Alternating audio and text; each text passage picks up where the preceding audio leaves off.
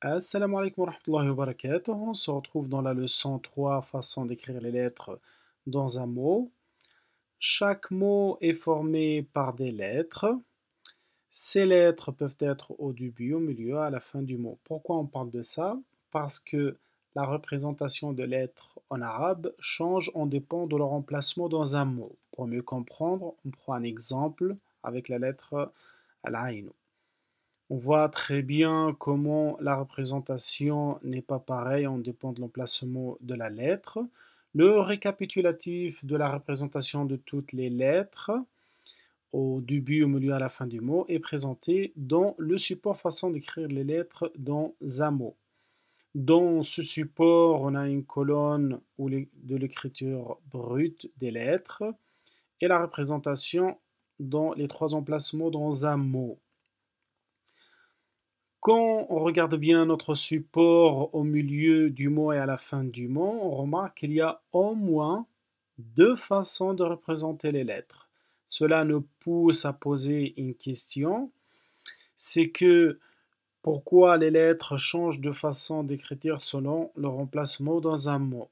Comme réponse à cette question, il y a deux raisons pour cela. La première, c'est selon que la lettre est au début ou à la fin du mot, ce qui est une chose évidente.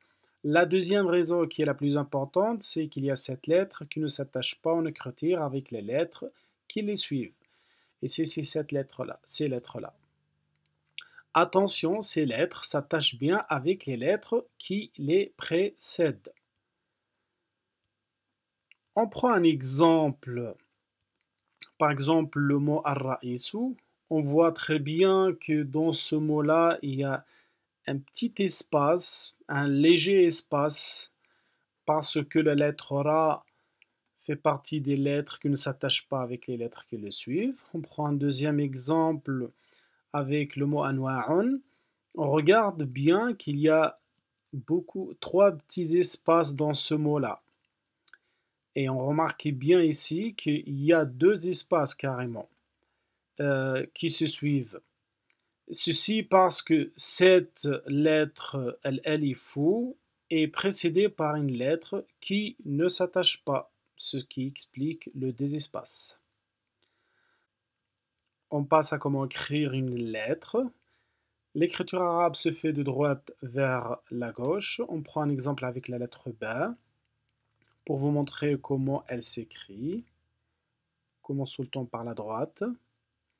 On prend un deuxième exemple avec la lettre Ain. Au début du mot, elle s'écrit comme ça. Donc on peut la représenter, on peut commencer tout en haut et après en bas. Comme on peut commencer en bas, après en haut. L'essentiel, c'est que l'écriture soit lisible. Si vous voulez que je fasse une vidéo sur la façon d'écrire les lettres, faites-le moi savoir dans les commentaires. On passe à l'écriture informatique et l'écriture manuelle. Dans votre apprentissage, en plus de l'écriture manuelle, vous êtes amené à utiliser l'écriture informatique. Pour cela, il faut savoir qu'il y a certaines lettres qui subissent un changement selon que l'écriture utilisée soit manuelle ou bien informatique. Dans la leçon écriture manuelle et informatique, vous allez avoir un récapitulatif de tous les cas que vous êtes amené à rencontrer.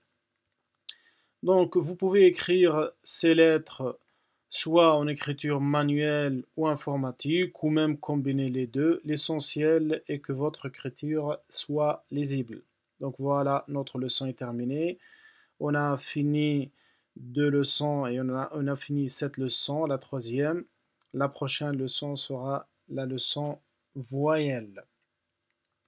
N'oubliez pas de liker et de vous abonner. À tout de suite.